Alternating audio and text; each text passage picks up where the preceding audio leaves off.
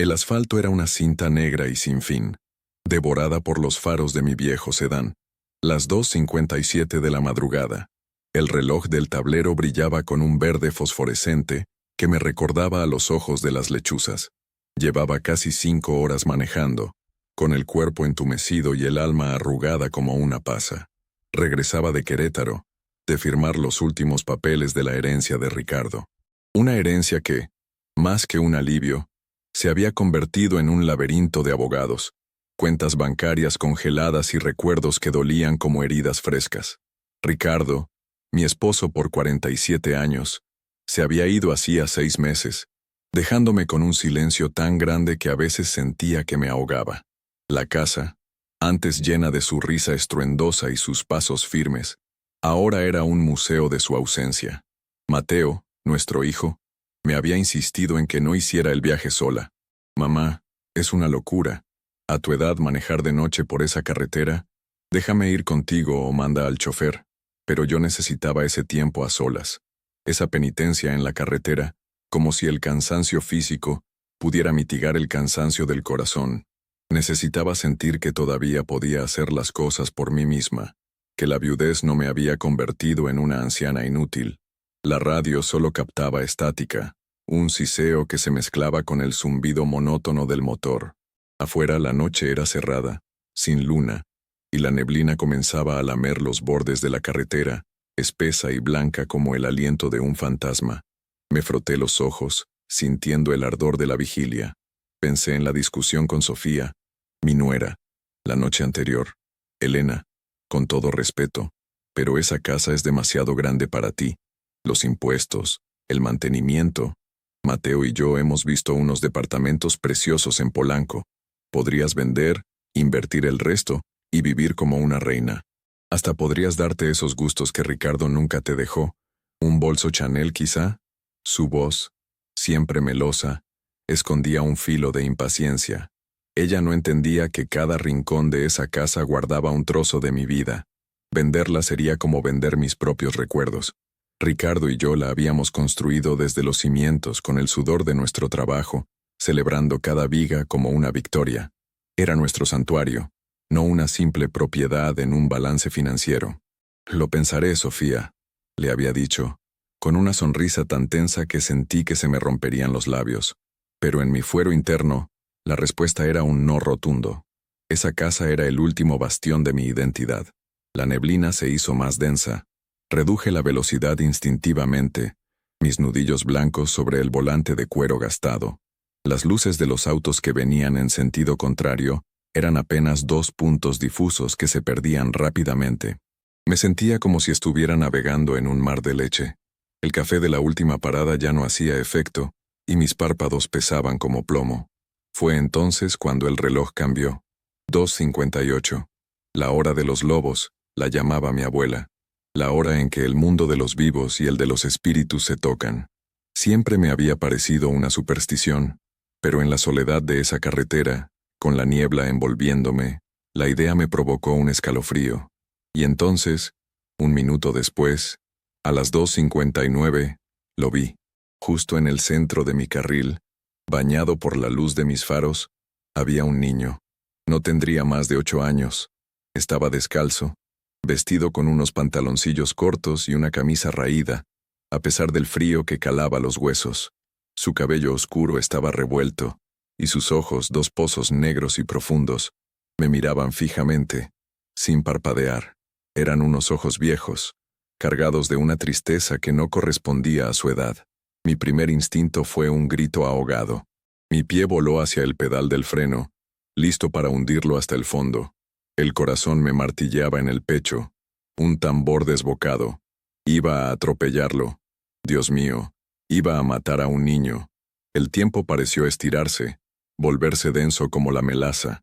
En esa fracción de segundo vi su boca moverse. No lo oí con mis oídos, pero la frase resonó en mi cabeza con la claridad de un trueno. No frenes. La orden fue tan perentoria, tan absoluta, que mi cuerpo obedeció antes de que mi mente pudiera procesarla. Mi pie se quedó suspendido en el aire, a 1 centímetro del freno. Giré el volante con una fuerza que no sabía que poseía. apenas lo suficiente para esquivarlo por un pelo. El niño no se movió. Su imagen pasó como un relámpago por mi ventanilla lateral. Vi su rostro sereno, casi expectante. Y entonces, justo en el segundo en que mi auto lo rebasó, lo entendí todo. Un estruendo cataclísmico sacudió la noche.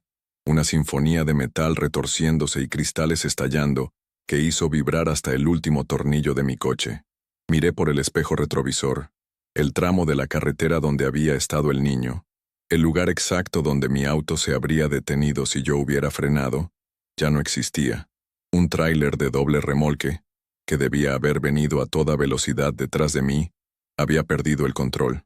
Se había estrellado contra un autobús de pasajeros que venía en sentido contrario. El impacto fue tan brutal que ambos vehículos se convirtieron en una bola de fuego instantánea. Las llamas se elevaron hacia el cielo, tiñendo la niebla de un naranja apocalíptico y devorando la oscuridad. El caos era absoluto. Detrás de ellos, otros autos, incapaces de detenerse a tiempo en la nula visibilidad, comenzaron a chocar en una reacción en cadena. El sonido de las colisiones se sucedía, uno tras otro, como una terrible salva de artillería. Yo seguía avanzando, en estado de shock, con las manos pegadas al volante y la respiración contenida. Mi mente era un torbellino de incredulidad y terror. Si hubiera frenado, si hubiera obedecido a mi primer instinto, ese tráiler me habría aplastado como a una lata de refresco. Mi coche y yo seríamos ahora parte de esa pira funeraria. El niño me había salvado la vida. Miré de nuevo por el espejo, buscando su pequeña figura entre el horror, pero ya no estaba. Se había desvanecido, como si la propia niebla se lo hubiera tragado. El niño descalzo de las 2:59 me había dado un mensaje, y un segundo después, el infierno se había desatado justo a mis espaldas. Y yo, Elena, una viuda de 68 años, estaba viva por un milagro que no podía empezar a comprender. El shock inicial dio paso a un temblor incontrolable. Orillé el auto a unos 500 metros del accidente, en un acotamiento que parecía un refugio en medio del fin del mundo. Apagué el motor, y el silencio repentino fue casi tan ensordecedor como el estruendo anterior. El olor a metal quemado y a combustible llegó hasta mí, un aroma nauseabundo que se me pegó a la garganta. Apoyé la frente en el volante, tratando de procesar lo imposible. ¿Había sido real? ¿O el cansancio y el dolor me habían jugado una mala pasada? Una alucinación tan vívida que casi me cuesta la vida. Pero no, el mensaje había sido demasiado claro, la advertencia demasiado precisa. No frenes. Esas dos palabras resonaban en mi cráneo, una y otra vez. ¿Quién era ese niño? ¿Un ángel? ¿Un fantasma? La lógica se negaba a aceptar lo que mis sentidos me decían. Yo era una mujer práctica, con los pies en la tierra. Ricardo siempre se había burlado de mi escepticismo. Elena, no creerías en un milagro ni aunque te cayera en la cabeza, me decía riendo. Y ahora, un milagro me había salvado de una muerte segura y espantosa. Las sirenas comenzaron a aullar a lo lejos, un lamento creciente que se acercaba para confirmar la magnitud de la tragedia. Luces rojas y azules parpadearon, cortando la espesa niebla. Me obligué a respirar hondo. Tenía que calmarme. Tenía que pensar. ¿Qué debía hacer? ¿Contar lo que vi? ¿Decirle a la policía que un niño fantasma me había salvado? Me encerrarían en un manicomio. O peor, pensarían que estaba senil, que el dolor me había hecho perder la razón, dándole a Mateo y a Sofía la excusa perfecta para tomar el control de mi vida y mis decisiones. Un oficial de la Policía Federal, un hombre joven de rostro adusto y cansado, golpeó suavemente mi ventanilla. La bajé, y el aire frío y viciado me golpeó la cara.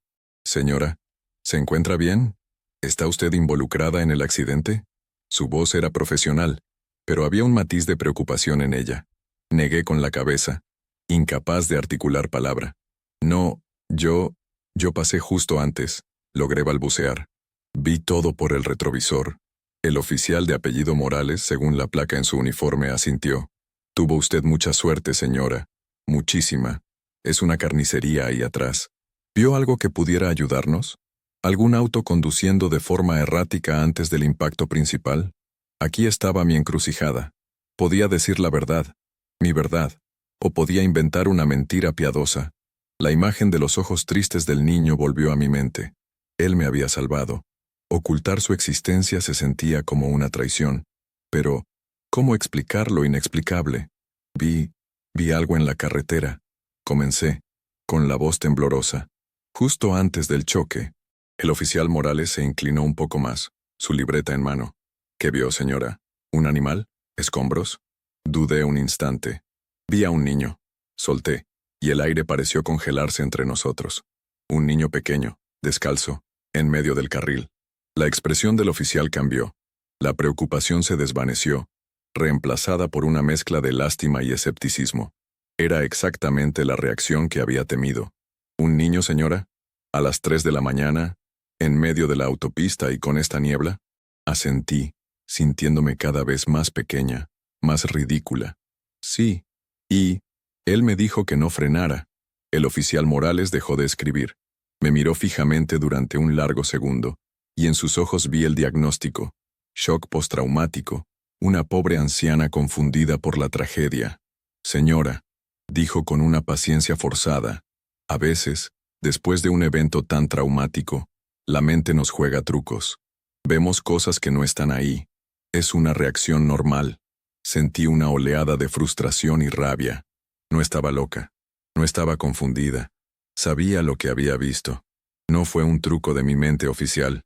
Él estaba ahí. Si yo hubiera frenado como cualquier persona normal lo habría hecho, ahora estaría muerta. Mi voz sonó más firme de lo que me sentía. El oficial suspiró. Mire, señora. Elena. Elena de la Garza. Señora Elena, le agradezco su testimonio. ¿Podría darme sus datos? Necesitaremos una declaración formal más adelante. Por ahora, le sugiero que continúe su camino con mucho cuidado en cuanto abramos un carril. O si lo prefiere, podemos llamar a una ambulancia para que la revisen. Un susto así puede afectar la presión. La condescendencia en su voz era como una bofetada. Me estaban tratando como a una pieza de porcelana frágil y agrietada. Estoy bien, oficial. Solo estoy impresionada. Le di mis datos, mi dirección, mi número de teléfono. Mientras él anotaba, yo observaba el ir y venir de los paramédicos y bomberos a lo lejos, sus siluetas recortadas contra el fuego. Cada uno de ellos era un testimonio del horror del que yo había escapado. Cuando el oficial Morales se fue, prometiendo que alguien me contactaría, volví a quedarme sola en mi coche. La sensación de aislamiento era abrumadora. Tenía en mis manos una verdad imposible, un secreto que me quemaba por dentro.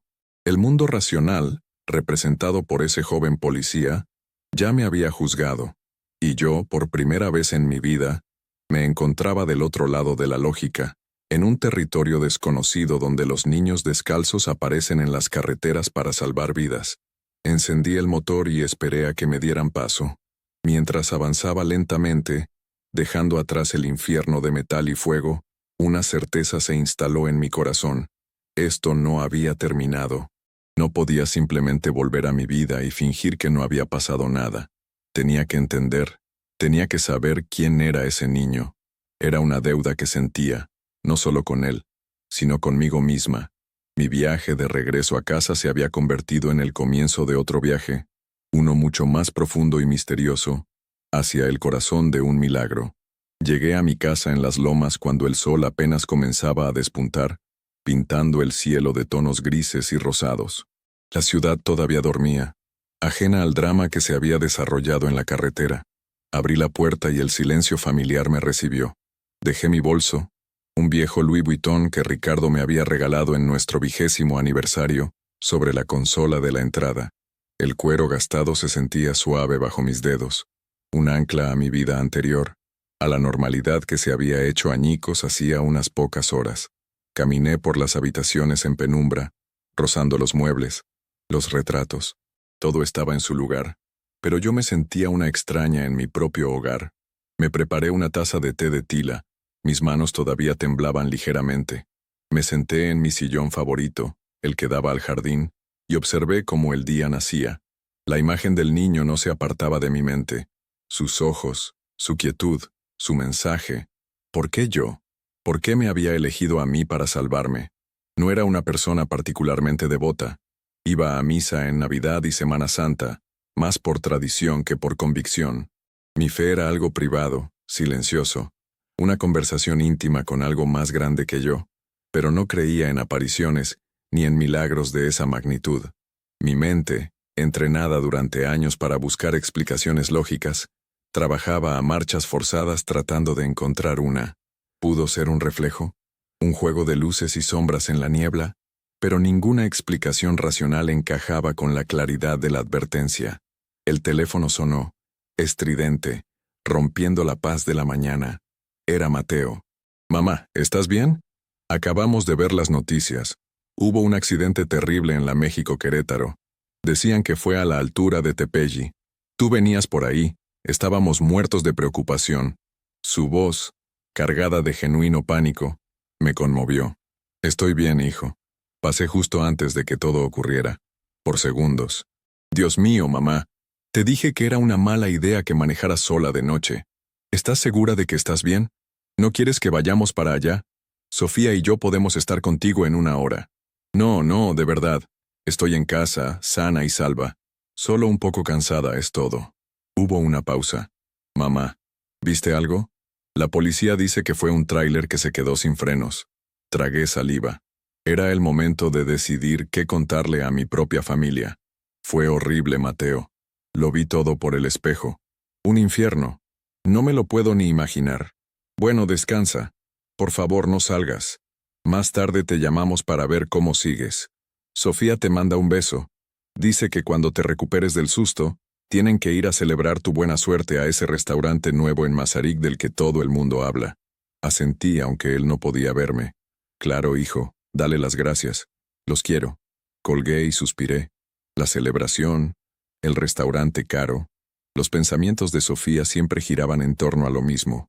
Para ella, la vida se medía en experiencias de lujo y adquisiciones. No la culpaba, era de otra generación, pero a veces sentía que hablábamos idiomas completamente diferentes. Los días siguientes fueron un borrón. Apenas dormía. Cuando cerraba los ojos, veía el fuego y oía el estruendo. Y en medio de todo, el rostro del niño. Las noticias no dejaban de hablar del accidente. 17 muertos, más de 30 heridos. El conductor del tráiler, que también había fallecido, tenía rastros de anfetaminas en la sangre. La causa oficial era una combinación de exceso de velocidad, fatiga y la densa niebla. Un accidente trágico, pero explicable. No había lugar en esa narrativa para un niño fantasma. La policía me llamó para tomar mi declaración formal. Repetí mi historia, esta vez en una oficina impersonal, y con un detective que me miraba con la misma compasión escéptica del oficial Morales. «Señora de la Garza, su testimonio es inusual. Entendemos que fue un shock. Lo dejaremos asentado, pero, francamente, no nos ayuda a esclarecer los hechos. No hay reportes de ningún niño desaparecido en la zona. Las cámaras de las casetas no registraron a ningún menor viajando a pie. Me sentí como una tonta, una anciana senil contando cuentos de aparecidos. Salí de allí con la determinación menguada, la vergüenza picándome en las mejillas. Quizás ellos tenían razón. Quizás mi mente, agotada y afligida, había creado un ángel guardián para poder procesar el horror. Traté de volver a mi rutina, regar las plantas, leer el periódico, hablar con mis amigas, pero todo se sentía vacío, insustancial.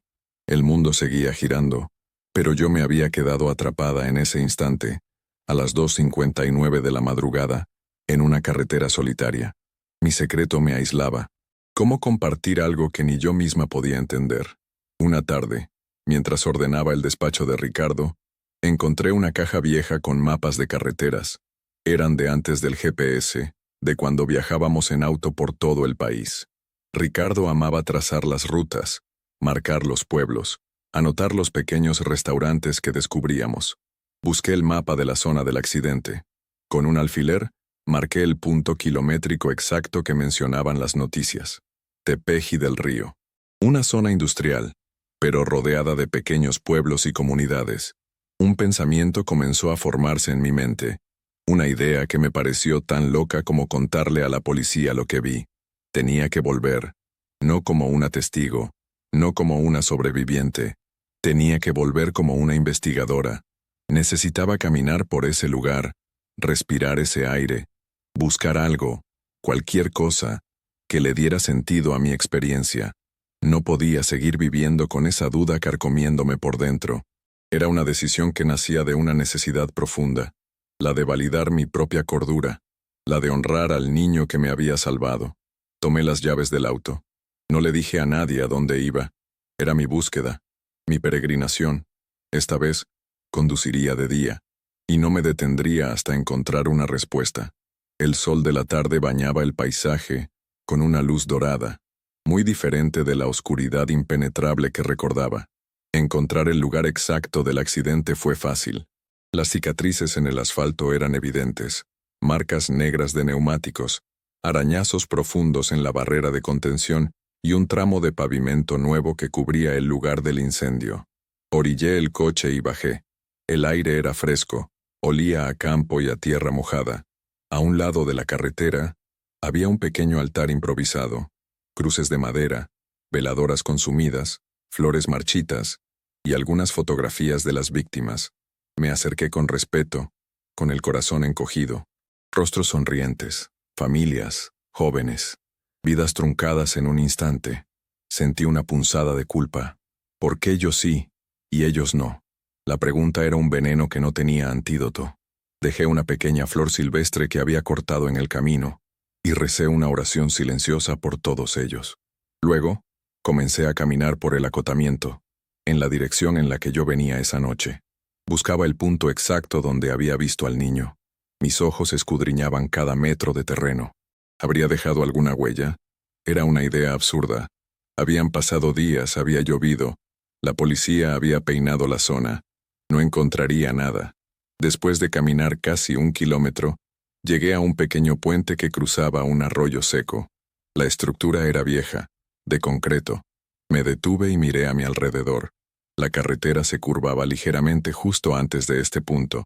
Si un tráiler venía a toda velocidad, esta curva, combinada con la niebla, sería un punto ciego perfecto. ¿Pudo ser aquí? Cerré los ojos tratando de reconstruir la escena en mi mente. La niebla, las luces, la aparición. Sí, sentía que era aquí. El niño había aparecido justo antes de la curva, antes del peligro oculto. Abrí los ojos y mi mirada se posó en algo bajo el puente, un sendero de tierra casi borrado por la maleza que bajaba hacia el lecho del arroyo. Decidí seguirlo. El camino era empinado y resbaladizo. Me agarré de las ramas para no caer. Al llegar abajo, me encontré en un mundo diferente. El ruido de la autopista se había atenuado, reemplazado por el canto de los pájaros y el susurro del viento entre los árboles. Y allí, al pie de uno de los pilares del puente, vi algo que me heló la sangre. Una pequeña cruz de madera, vieja y desgastada por la intemperie. Estaba medio escondida entre la hierba alta. Me arrodillé y aparté las hojas secas. En la madera apenas se podía leer una inscripción tallada a mano. Ángel, 1985. Un escalofrío recorrió mi espalda. Ángel. ¿Era una coincidencia? La fecha indicaba que quienquiera que estuviera enterrado allí había muerto hacía décadas. Regresé al auto con la mente a 1000 por hora. La cruz era una pista, la primera pieza tangible de este rompecabezas. Necesitaba saber más. A unos pocos kilómetros de allí, vi la desviación hacia un pequeño pueblo, San Ignacio. Parecía un lugar detenido en el tiempo, con su iglesia de cantera, su kiosco en el centro de la plaza y sus casas de adobe con techos de teja. Estacioné frente a una pequeña tienda de abarrotes que también funcionaba como fonda. Adentro, una mujer mayor, de cabello trenzado y rebozo en los hombros, atendía el mostrador. Le pedí un refresco y me senté en una de las mesas de plástico. La mujer me miró con curiosidad. Los forasteros no debían ser comunes por allí. ¿Anda perdida, güerita?, me preguntó con una voz amable. No, no exactamente, respondí. Busco información sobre un accidente, uno que pasó hace mucho tiempo. La mujer, que se llamaba Lupe, enarcó una ceja. Aquí han pasado muchos, mija. Esta carretera es una tragavidas. Le describí la pequeña cruz bajo el puente. La expresión de Lupe cambió. Se persignó y su rostro se ensombreció. Ah, usted habla del angelito, del pobre angelito. Mi corazón dio un vuelco. ¿Angelito? ¿Quién era? Lupe se sentó frente a mí, limpiándose las manos en el delantal. Era un niño de aquí del pueblo. Angelito. Un huerfanito que vivía con su abuela. Tendría como 8 años. Era un buen niño, siempre corriendo descalzo por todos lados, ayudando en lo que podía. Una noche, hace ya más de 30 años, hubo una tormenta terrible. El arroyo creció tanto que se llevó parte del camino, justo donde está el puente. Angelito se dio cuenta de que un camión de pasajeros estaba a punto de pasar por ahí, sin saber del peligro. Salió corriendo en medio de la tormenta, por la carretera, para tratar de avisarles, para hacerles señas de que se detuvieran. La voz de Lupe se quebró, pero el chofer no lo vio, o no entendió. Se lo llevó por delante, y el camión cayó al arroyo. Murieron casi todos. Me quedé sin aliento. La historia era espeluznante, una tragedia sobre otra tragedia. El niño murió tratando de salvarlos, susurré. Lupe asintió, secándose una lágrima furtiva. Así es. Murió como un héroe, pero nadie se lo reconoció. Su abuelita le puso esa cruz. Murió de pena al poco tiempo. Desde entonces, la gente de por aquí dice que el espíritu de Angelito sigue en esa carretera, que se aparece cuando va a pasar una desgracia, que trata de advertir a los viajeros. Es una leyenda del pueblo, claro. Yo nunca lo he visto, pero mi comadre jura que una vez se le apareció, y gracias a eso evitó chocar con una vaca en la neblina. No era una leyenda. Yo era la prueba viviente de que era verdad. El niño descalzo de las 2:59 era Ángel, el pequeño héroe de San Ignacio, cuyo espíritu seguía cumpliendo la misión que le había costado la vida. Sentí una profunda oleada de emoción, una mezcla de tristeza por su destino y una inmensa gratitud. Mi Salvador tenía un nombre, una historia, y su sacrificio, olvidado por el mundo, seguía resonando a través del tiempo. Salí de la tienda de Lupe con una sensación de claridad que no había tenido en meses. La duda había sido reemplazada por una certeza abrumadora. No estaba loca. Mi experiencia era real y tenía una explicación, aunque fuera una que desafiaba toda lógica. Ángel era mi guardián, un alma bondadosa atrapada en un bucle de heroísmo eterno. De regreso a la Ciudad de México, las piezas del rompecabezas comenzaron a encajar, pero también surgieron nuevas preguntas. Si el espíritu de Ángel advertía del peligro, ¿significaba que el accidente no había sido solo culpa del conductor del tráiler? La versión oficial parecía demasiado simple. Mi mente, ahora liberada de la carga de cuestionar mi propia cordura, comenzó a trabajar de una manera diferente, más analítica. La frase de Lupe resonó en mi cabeza. Esta carretera es una tragavidas. ¿Y si había algo más? Algo estructuralmente peligroso en ese tramo que, combinado con la niebla y la velocidad, creaba una trampa mortal recurrente.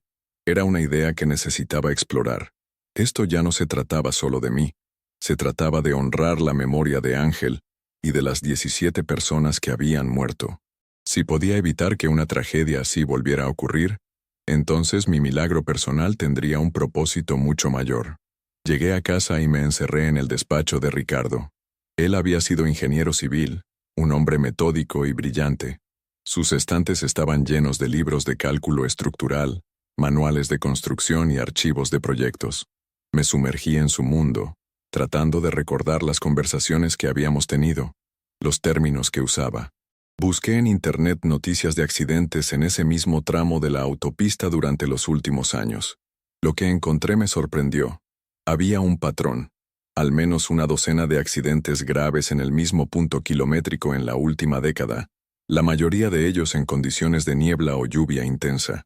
Siempre se culpaba al error humano o a las condiciones climáticas, pero la recurrencia era estadísticamente alarmante. Mi familia, mientras tanto, comenzaba a preocuparse por mi nuevo comportamiento. Mateo me llamaba a diario. «Mamá, ¿qué te pasa? Apenas sales de casa. Estás obsesionada con ese accidente. Sofía y yo creemos que necesitas distraerte. Tal vez un viaje. Podríamos ir a Houston de compras y aprovechas para hacerte un chequeo en esa clínica tan buena de la que hablan mis amigas. Despejar la mente te haría bien». La idea de ir de compras mientras sentía el peso de tantas vidas sobre mis hombros me pareció obscena. Estoy bien, hijo. Solo necesito tiempo. Estoy investigando algo importante. ¿Investigando qué, mamá? ¿El accidente? Eso es trabajo de la policía. Por favor, deja de torturarte con eso. Tienes que seguir con tu vida. De hecho, el asesor financiero llamó. Dice que es un buen momento para mover las inversiones de papá. Sofía piensa que deberíamos considerar bienes raíces en la Riviera Maya. Es más seguro que la bolsa. La presión era cada vez mayor. Me veían como una viuda excéntrica y obstinada, aferrada a una fantasía. Sofía, en particular, parecía convencida de que el trauma me había hecho incapaz de manejar mis finanzas. En una ocasión, me la encontré revisando los estados de cuenta en el escritorio de Ricardo. Solo quería asegurarme de que todo estuviera en orden, Elena, dijo, con una sonrisa que no llegó a sus ojos. A veces, con el estrés, se nos pueden pasar los pagos. No querrás que te bloqueen la tarjeta Black, ¿verdad? Su intromisión me enfureció, pero mantuve la calma. Gracias por tu preocupación, Sofía, pero puedo manejar mis propios asuntos. Ricardo me enseñó muy bien. La tensión en casa era palpable. Sentía que caminaba sobre un campo minado. Por un lado, mi búsqueda de la verdad, una misión que sentía casi sagrada. Por el otro, la incomprensión de mi familia, que interpretaba mi determinación como un signo de demencia senil. Estaba sola en mi lucha, pero la imagen de Ángel me daba fuerzas. No podía defraudarlo. Necesitaba un aliado, alguien que me creyera, alguien con la autoridad para hacer algo. Y solo se me ocurría un nombre: el oficial Morales. Era un riesgo. Podía desestimarme de nuevo, pero tenía que intentarlo. Reuní todos los datos que había encontrado: los reportes de noticias, las estadísticas de accidentes, la historia de Ángel. Hice una carpeta, organizada y metódica, como lo habría hecho Ricardo. Luego marqué el número de la comandancia. Tenía que convencerlo de que no era una anciana loca, sino la única persona que conocía la verdad completa. Conseguir una cita con el oficial Morales no fue fácil. Su secretaria me trató con una paciencia condescendiente, pero mi insistencia, la misma que Mateo llamaba terquedad, finalmente dio frutos. Me concedió 15 minutos.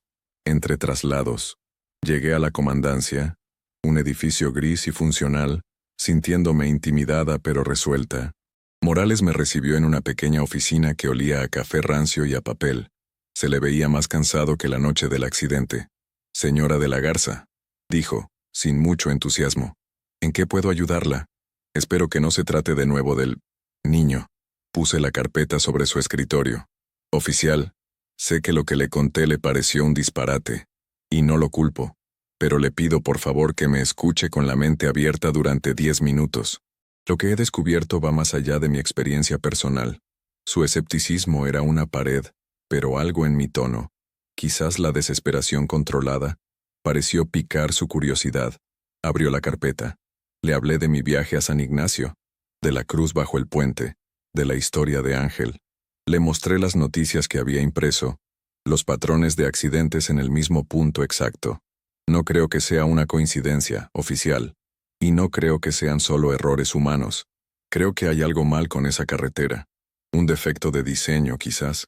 La curva, el peralte, la falta de señalización adecuada para la niebla. Algo que convierte ese tramo en una trampa mortal. Ángel no se aparece por cualquier cosa. Se aparece porque sabe que el peligro es inminente y evitable. Mientras hablaba, vi cómo su expresión cambiaba.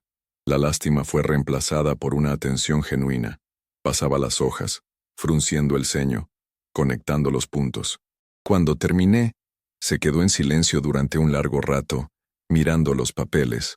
La leyenda del niño fantasma, la he oído antes, admitió en voz baja. Los patrulleros más viejos a veces la cuentan.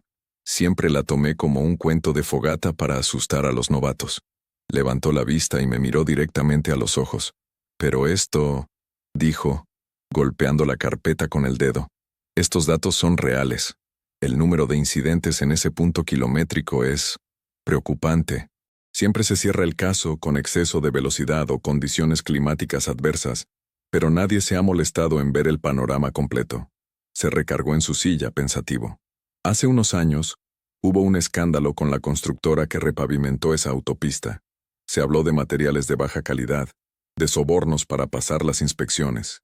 El dueño es un pez gordo, un tal Fernando Arizmendi, un tipo intocable que se pasea en un BMW último modelo y celebra sus cumpleaños en mansiones con chef privado.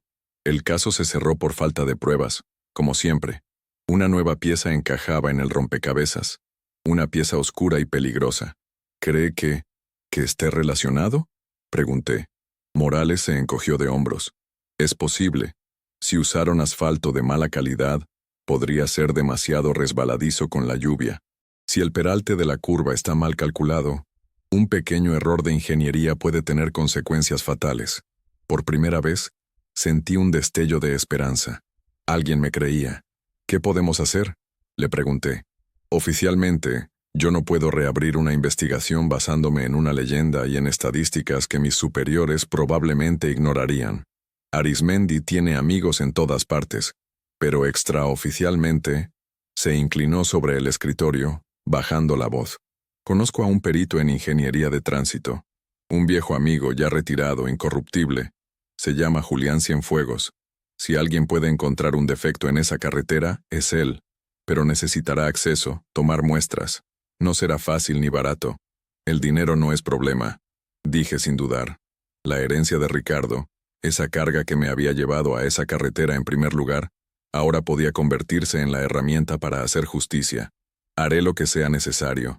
Morales me dio el número de Cienfuegos. Vaya con cuidado, señora Elena.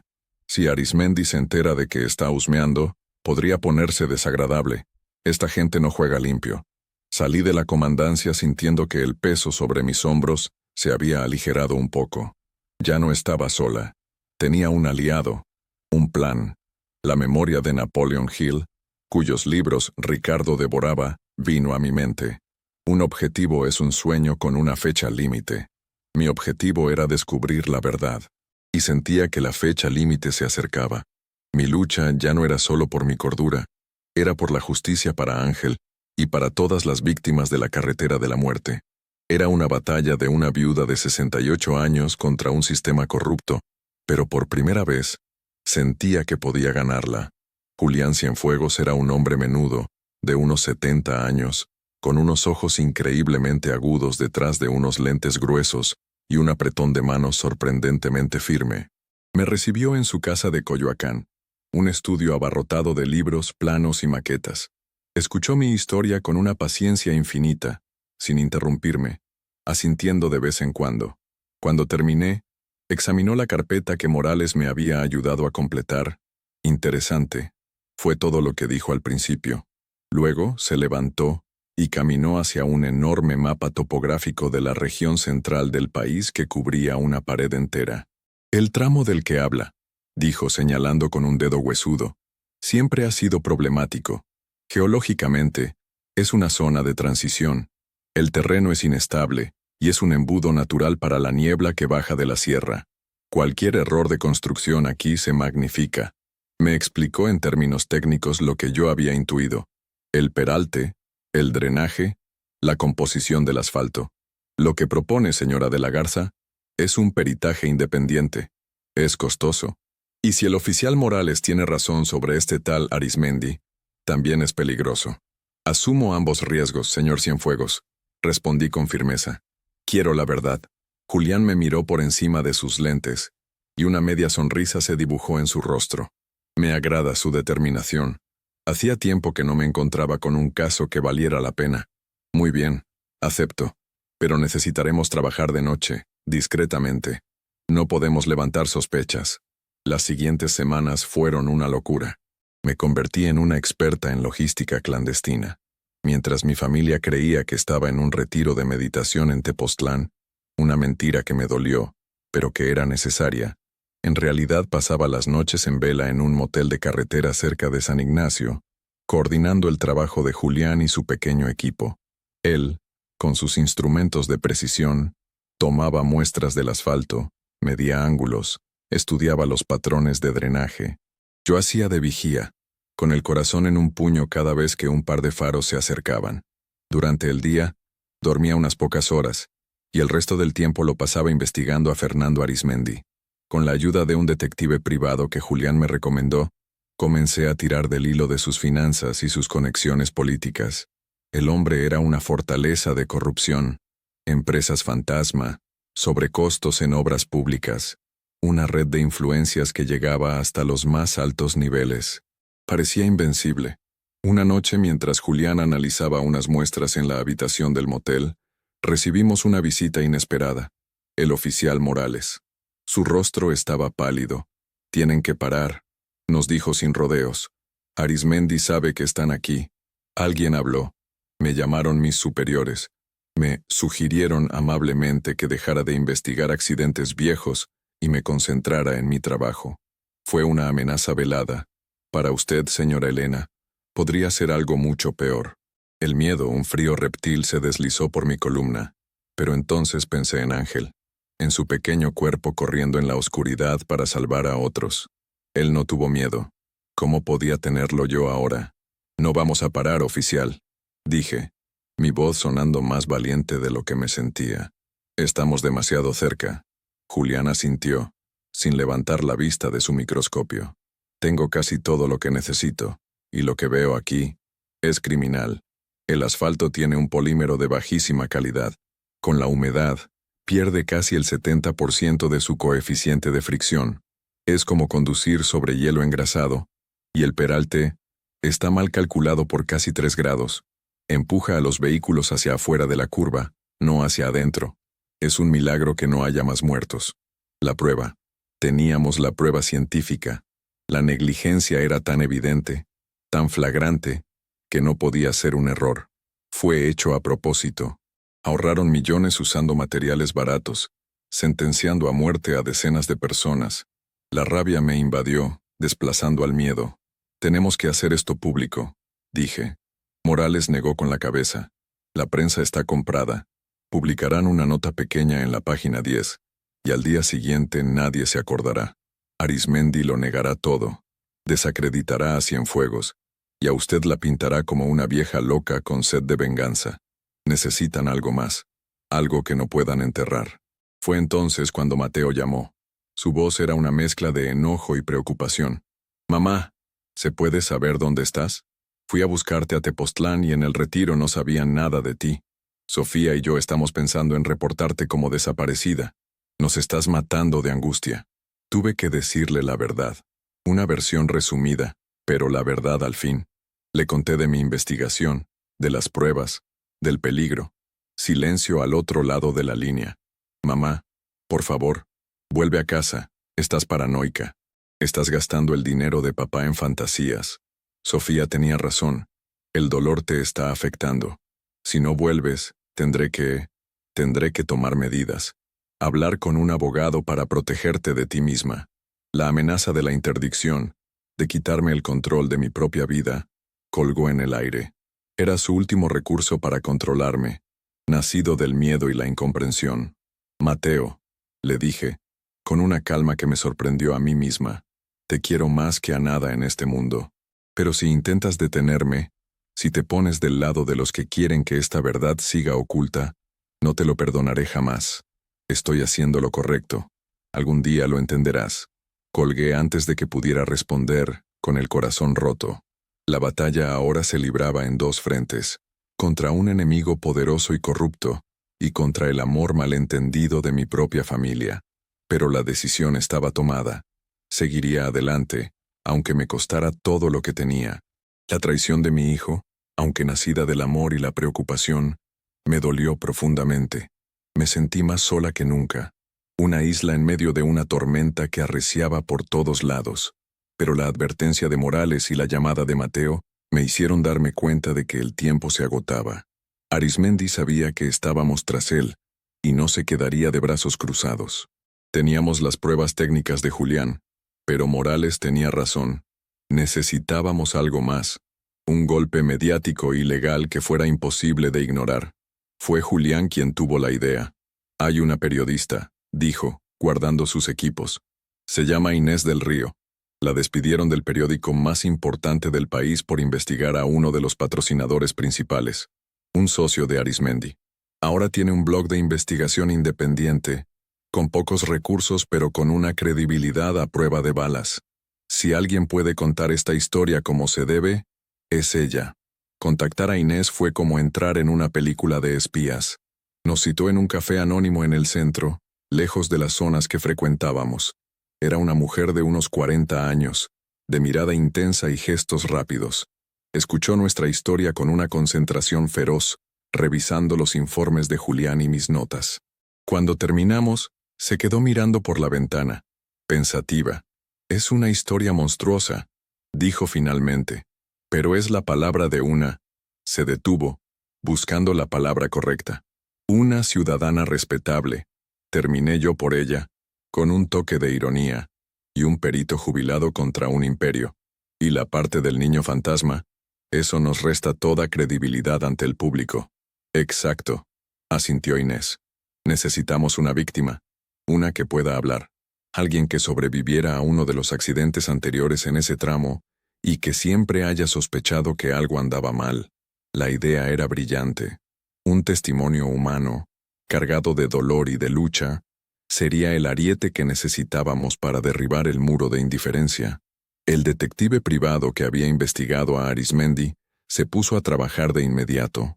Rastreó listas de sobrevivientes, informes de seguros, publicaciones en redes sociales. Después de 3 días de búsqueda intensiva, encontró a la persona perfecta. Se llamaba Carlos Alvarado, un ex camionero que había perdido una pierna en un accidente en el mismo punto kilométrico 5 años atrás.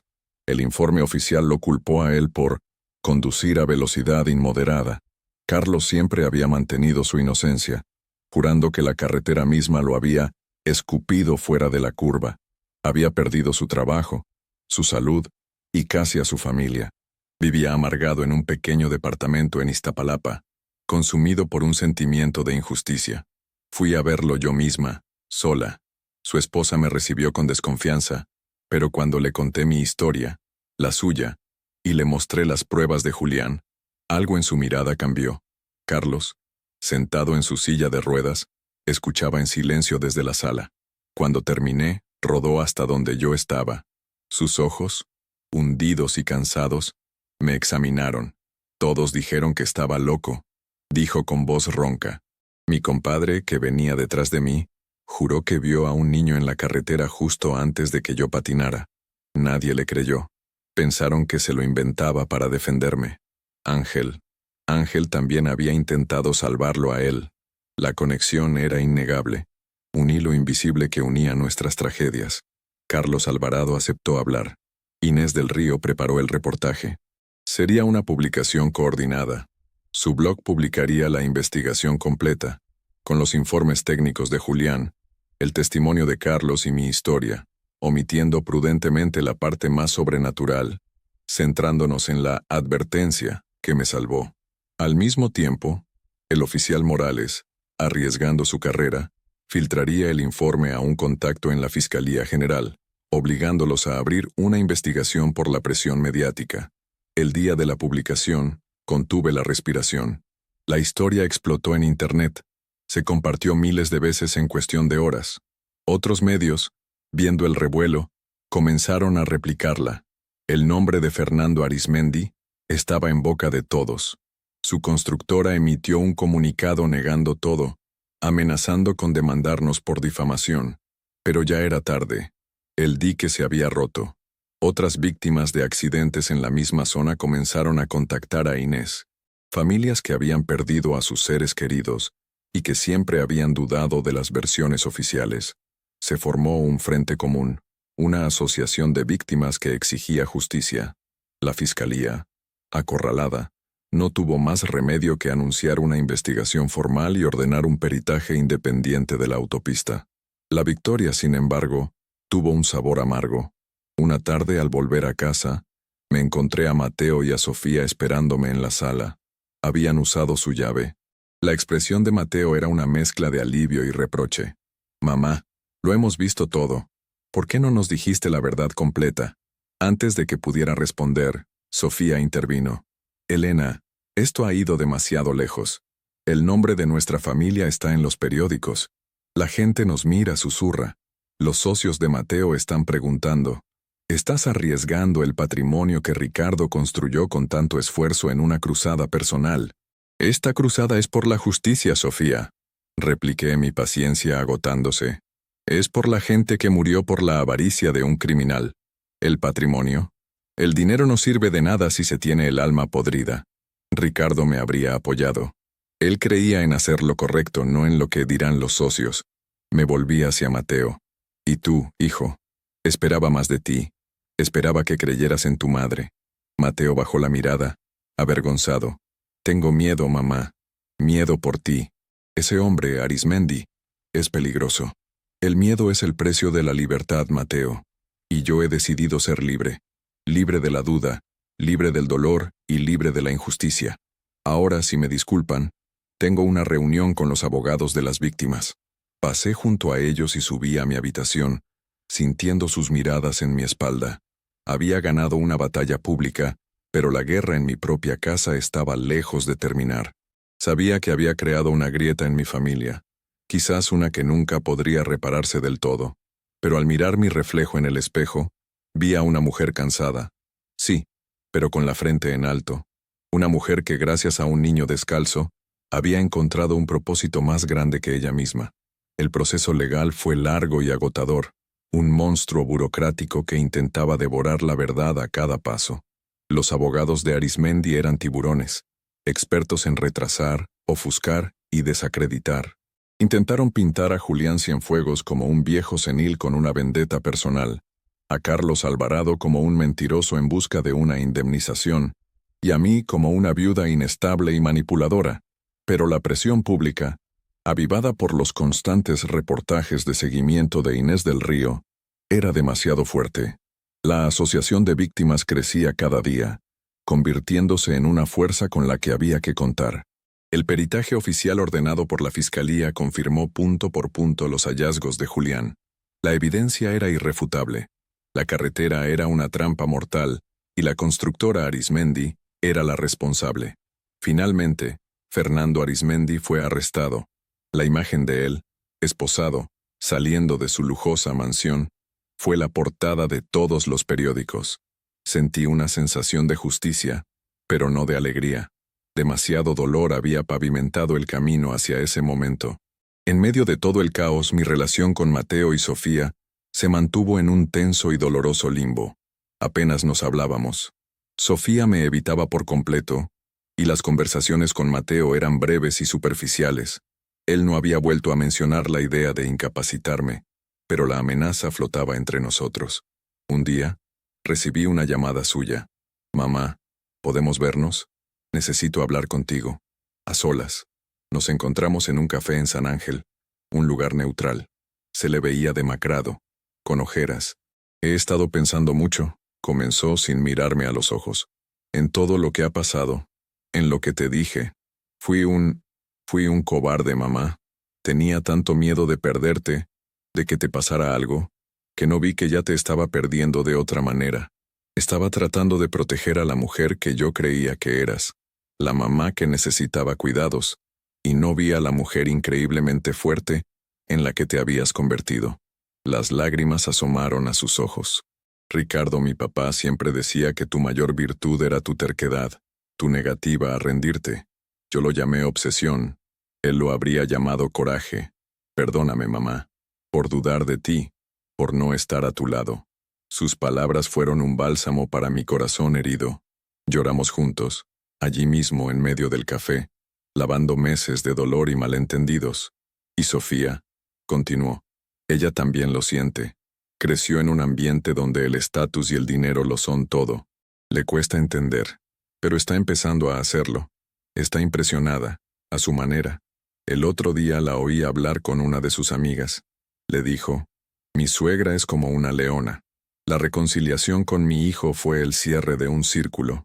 La justicia para las víctimas estaba en camino, y la paz había vuelto a mi familia. La Casa de las Lomas dejó de sentirse como un museo, y volvió a ser un hogar, lleno de risas y de planes para el futuro. Unos meses después, cuando el juicio contra Arizmendi estaba a punto de concluir, decidí volver a San Ignacio, no para investigar, sino para agradecer. Compré un ramo de flores blancas y conduje por la misma carretera, esta vez bajo un sol radiante. El tramo del accidente estaba en obras. Habían cerrado un carril y había cuadrillas de trabajadores levantando el asfalto defectuoso. Había nuevas señales, más claras, advirtiendo de la curva y de la posibilidad de niebla. Los cambios, pequeños pero vitales, ya estaban ocurriendo. Me detuve cerca del puente y bajé por el mismo sendero. La pequeña cruz de madera seguía allí. Me arrodillé y coloqué las flores. «Gracias, ángel», susurré al viento. «Gracias por salvarme. Gracias por darme una misión. Tu sacrificio no fue en vano. La gente sabrá tu historia. Descansa en paz, pequeño héroe». Me quedé allí un largo rato, en silencio, sintiendo una profunda conexión con ese lugar, con ese niño, con el misterio de la vida y la muerte. No necesitaba más respuestas. Había encontrado algo más importante que la lógica. La fe en mi instinto, la fe en la bondad inesperada, la fe en que incluso en la oscuridad más profunda, una pequeña luz puede mostrarnos el camino. Al regresar al auto, me sentí ligera. La carga que había llevado durante tanto tiempo se había disipado. Era Elena de la Garza, viuda, sí, mayor también, pero no era una mujer frágil. Era una sobreviviente, una luchadora, una leona, y estaba lista para vivir cada día que se me había regalado, no como una cuenta atrás, sino como una bendición. El sol comenzaba a ponerse tiñendo el cielo de naranjas y morados. Encendí el motor y emprendí el camino a casa, con el corazón en paz. La carretera ya no me parecía un lugar de peligro, sino un símbolo de mi propio viaje. Un viaje que me había llevado de la desolación del duelo a la plenitud de un propósito, de la duda a la certeza, del miedo al coraje. La vida, me di cuenta, no se trata de evitar las curvas peligrosas, sino de aprender a navegarlas. A veces, con la ayuda de la experiencia, de la razón, y otras, muy de vez en cuando, con la ayuda de un ángel descalzo que nos susurra al oído la palabra precisa en el momento exacto. Gracias por llegar hasta el final de esta reflexión. Si estás leyendo esto, quiero que sepas que no estás solo o sola. Ahora te invito a que me dejes un comentario contándome qué te pareció esta historia, y si te animas, a darme alguna idea o algún tema que te gustaría que exploráramos juntos en el futuro. Me encanta leerte y saber desde qué parte del mundo me acompañas. Como una forma de agradecer tu tiempo y tu apoyo a este canal, que hacemos con tanto cariño, he dejado un par de recetas de tés relajantes y unos postres deliciosos sin azúcar en el primer comentario fijado. Espero que te gusten. Te pido que me apoyes siguiendo el canal para que esta comunidad siga creciendo. Que Dios te proteja.